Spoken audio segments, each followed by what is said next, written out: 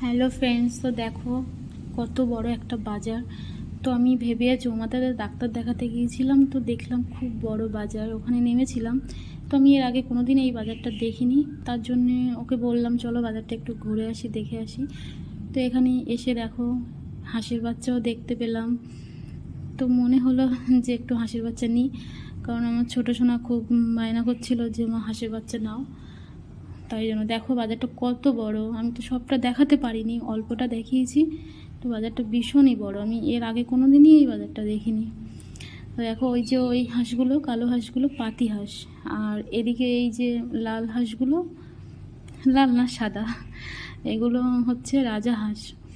তো আমার ছোটো সোনা বায়না করছিল যে মা রাজা হাঁস নাও, কিন্তু নিইনি, কারণ রাজা হাঁসটা আমি কোনো দিনই পুষিনি, ওই জন্য জানি না কেমন করে কি হয়। তো এদিকে দেখো এই যে মুরগিও বিক্রি হচ্ছে।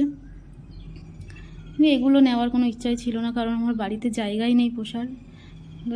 হাঁস নিয়েছি, ছাদে যদি হয় পুষতে পারি, ওই জন্যে। তো দেখো এদিকে হাঁসের বাচ্চা নেওয়া হচ্ছে। তো বেশিই নিইনি, 4টে বাচ্চাই নিয়েছি।